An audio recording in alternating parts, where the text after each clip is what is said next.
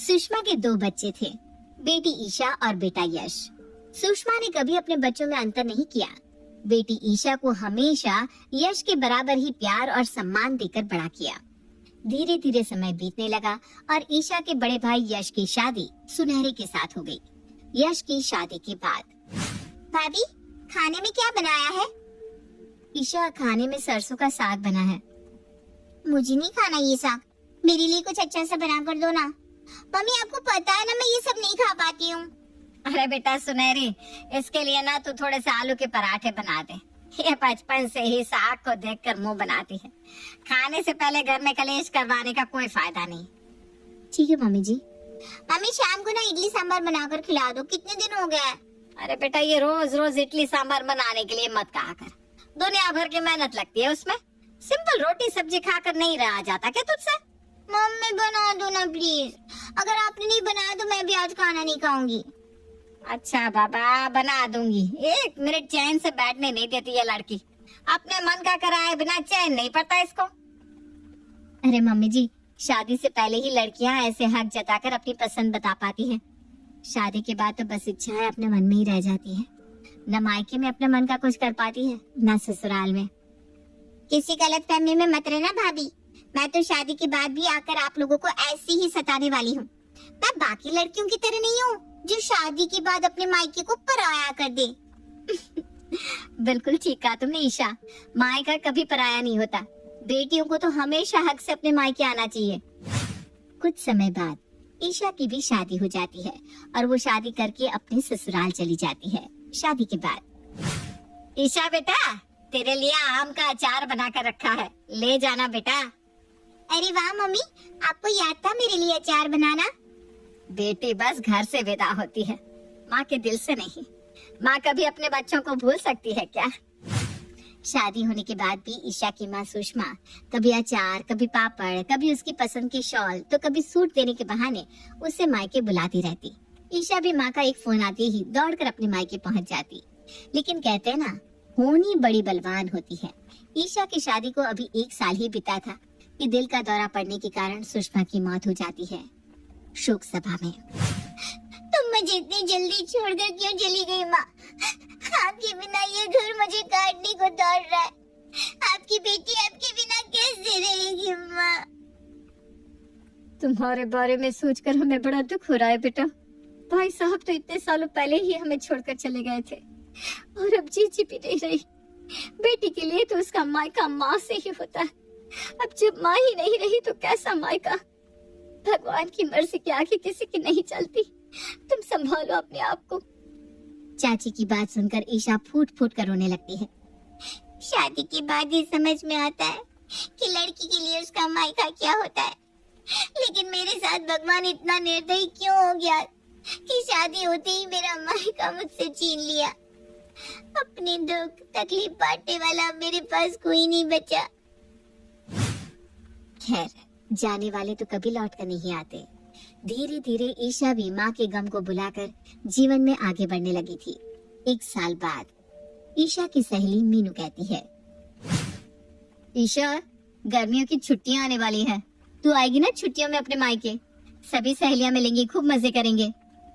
नहीं यार, तुझे तो पता ही है, अब मेरा मायका बस नाम का ही बचा है। पापा तो सालों पहले ही चले गए थे, बस माँ से ही मेरा मायका था। लेकिन भगवान ने मुझसे मेरी माँ भी छीन ली, मेरा तो मायका ही खत्म हो गया। ऐसा क्यों सोचती है ईशा? तेरे भाई भाभी तो है ना मायके में? माँ के जाने के बाद भाई भाभी से ही मायका होता है। गलत फहमी में है तू, मायका माँ से ही होता है। भाई भाभी आज तक किसी के हुए हैं जिसके हो जाएंगे। भाई भाभी बहन को तभी तक पूछते हैं जब तक माँ बाप जिंदा होते हैं। माँ बाप के जाने के बाद उन्हें भी पूरी छूट मिल जाती है और फिर बहनें उनकी आंखों में खटकने लगती है। मैं समझ रही हूँ मीनू, तू क्या कहना चाह रही है। बस इसीलिए जब से माँ गई है मैंने मायके जाना ही बंद कर दिया है। वो कहते हैं ना, अपनी इज्जत अपने हाथ में होती है। इससे पहले कि भैया भाभी मुझे देखकर नजरें चुराएं, मैंने खुद ही मायके जाना बंद कर दिया। अरे क्यों किसी के ऊपर बोझ बनना? उनकी तो अपनी जिंदगी है, मैं क्यों उनकी लाइफ को डिस्टर्ब करने के लिए वहाँ जाऊँ? तो क्या आंटी जी के जाने के बाद तेरी भाभी तुझसे पूछती भी नहीं है? ऐसी बात नहीं है यार, मैंने बताया ना, पिछले 2 साल में मैं इक्का दुक्का बार ही मायके गई हूँ। भाभी तो फोन करके कहती रहती है, ईशा बहुत दिन हो गए, कब आओगी। लेकिन मैं खूब समझती हूँ, वो सब तो ऊपर के मन से कही बातें हैं। आखिर दुनिया को भी तो दिखाना पड़ता है ना कि सास के जाने के बाद हम अपनी ननद को कितना मान सम्मान दे रहे हैं। तेरे कहने का मतलब ये है कि ये सब जो तूने कहा वो तूने अपने मन से ही बना लिया। अरे अगर तेरी भाभी ने आज तक तुझसे कोई गलत बात की ही नहीं तो तू कैसे कह सकती है कि तेरे भाई भाभी तेरा सम्मान नहीं करेंगे? अरे कौन से जमाने में जी रही है शीला तू? तू क्या चाहती है कि मैं मायके जाकर अपनी बच्ची कुच्ची इज्जत और आत्म सम्मान भी खो दूं? समझदारी तो इसी में है ना कि मैं वहां ना जाकर सबका सम्मान बना रहने दूं। मन में खटास पड़े, इससे अच्छा तो यही है कि मैं वहां ना जाऊं। बिल्कुल ठीक किया तूने ईशा। इस शीला को अभी पता नहीं है दुनियादारी किसे कहते हैं। फिर भी अगर शीला को यही लगता है ना कि वो सही है और हम गलत है तो ठीक है। तू ना शीला के कहने से अपने मायके ही चली जा, दूध का दूध और पानी का पानी हो जाएगा। तेरी जो भाभी तेरे आगे पीछे घुमा करती थी ना, उसके तेवर बदल जाएंगे। सबसे पहले तो तुझे वहां देखकर वो मुंह टेढ़ा कर लेगी और फिर ऐसे दिखाएगी जैसे पता नहीं वो कितनी बिजी है और तू वहाँ उनका काम बढ़ाने के लिए चली आई है। सहेलियों के उकसाने पर ईशा अपनी भाभी को फोन करती है। भाभी आप बार बार पूछती हो ना मैं घर कब आऊंगी, तो ठीक है, मैंने सोचा इस बार गर्मी की छुट्टियों में मैं घर आ जाती हूँ। अरे वाह ईशा, ये तो बहुत खुशी की बात है। जब से मम्मी जी गई है तुम तो जैसे हमें भूल ही गई हो। तुम जरूर आओ, और हाँ, पूरे 1 सप्ताह के लिए आना होगा। ऐसे नहीं कि 2 दिन के लिए आई और वापस लौट गई। अरे जैसा मीनू ने कहा था वैसा तो कुछ भी नहीं कहा भाभी ने, बल्कि भाभी तो बड़ी खुश हो रही है मेरे आने की खबर सुनकर। खैर असलियत तो तभी मालूम पड़ेगी जब मैं घर पहुंचूंगी। अब ठीक है भाभी, जल्दी मिलते हैं। बच्चों की छुट्टी होने के बाद ईशा पूरी तैयारी के साथ मायके पहुंच जाती है। ईशा को देखते ही भाभी उसके गले लगकर रोने लगती है। मम्मी जी क्या चली गई? तुम तो हमें भूल ही गई कि तुम्हारे भाई भाभी भी इस घर में रहते हैं। ऐसी क्या गलती हो गई हमसे कि तुम इस घर का रास्ता ही भूल गई? मम्मी जी के जाने के बाद तो मैं बिल्कुल अकेली पड़ गई हूँ ईशा। ये सोचकर ही कभी अपनी भाभी से मिलने आ जाया करो कि माँ के जाने के बाद मेरा जीवन कितना सूना हो गया है।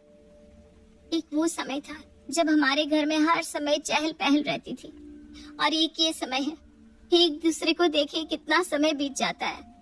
पहले तुम्हारी शादी हो गई और फिर मम्मी जी मुझे अकेला छोड़कर चली गई। भाभी की बातें सुनकर ईशा का मन भी भीगने लगा था। तभी उसे सहेलियों की बातें याद आती है। अगर आपने सच में मुझे इतना याद किया होता भाभी, तो कभी आप भी तो मुझसे मिलने के लिए आ सकती थी। ये तो मुंह देखी बात हो गई कि कोई सामने पड़ जाए तो टोक लो और बाद में उसका नाम भी ना लो। इतनी कड़वाहट क्यों पर रखी है आपने मन में?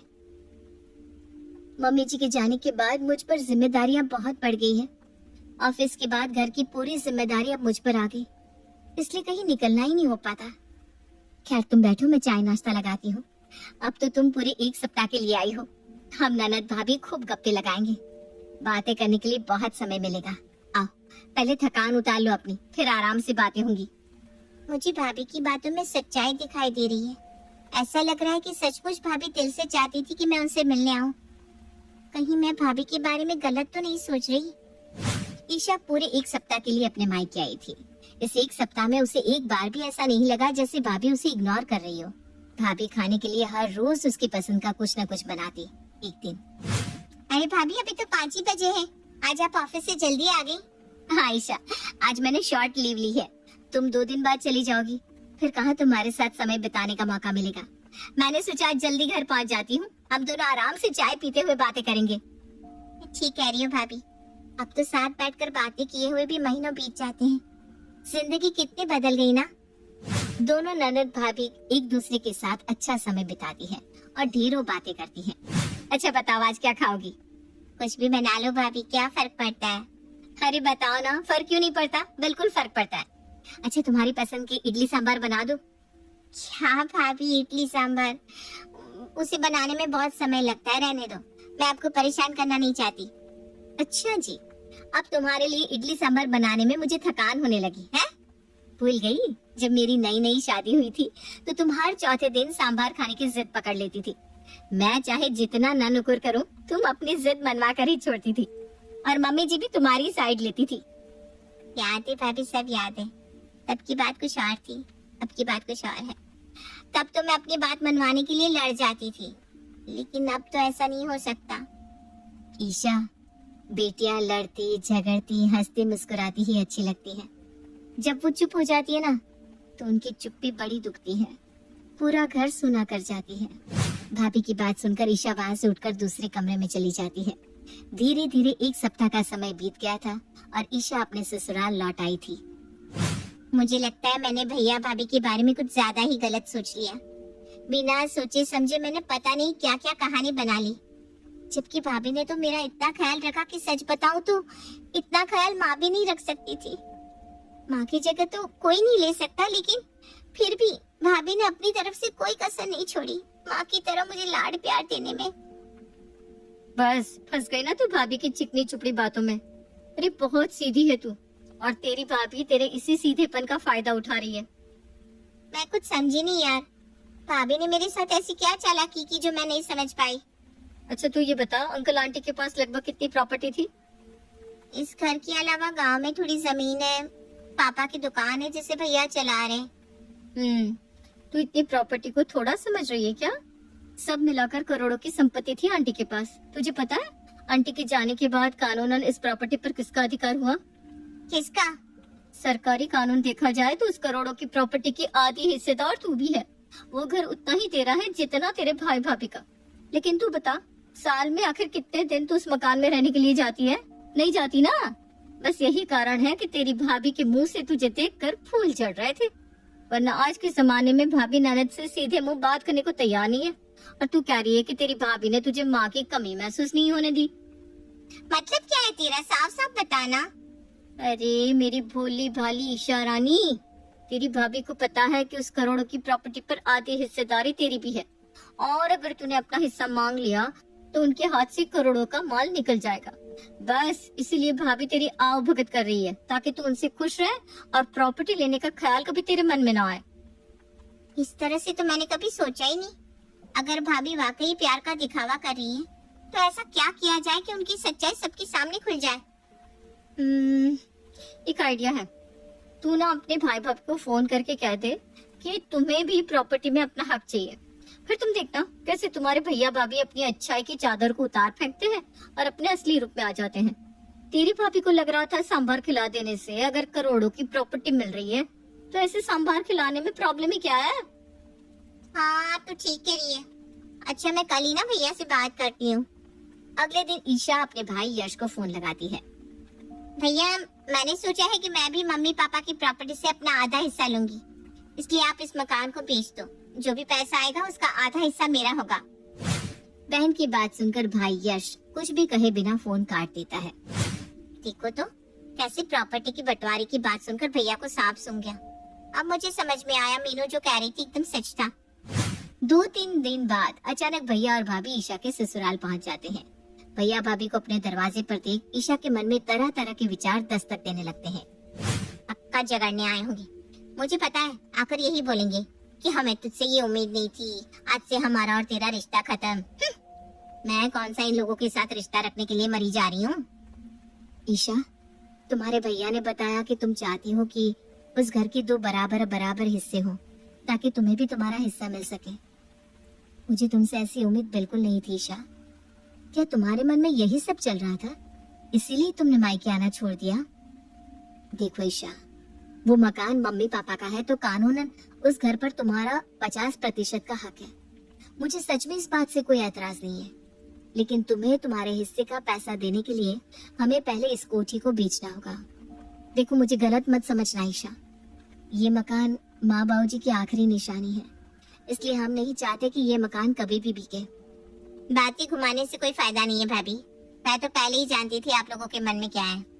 तुम कुछ नहीं जानती ईशा, मैं नहीं जानती इतनी कड़वाहट तुम्हारे मन में कब और क्यों आ गई।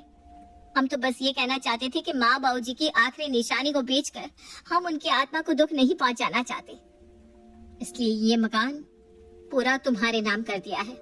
आधा नहीं, आज से ये पूरा घर तुम्हारा ही है। बस इतना वादा करो कभी इस घर को किसी को बेचोगे नहीं। क्या फर्क पड़ता है इस घर में हम रहे या तुम, बस इसका अच्छे से ख्याल रखना। ये लो प्रॉपर्टी के कागज, और हाँ मिलने आती रहना। अब तो तुम्हारी नाराजगी भी दूर हो गई ना। भाभी और भैया की बात सुनकर ईशा को जोर का झटका लगता है और कुछ देर के लिए वो बिल्कुल सन्न रह जाती है। रुक जाओ भैया, अगर ये कागज यहाँ छोड़ जाओगे तो आप कहाँ रहोगे? वो सब तो छोड़, कुछ न कुछ इंतजाम हो ही जाएगा।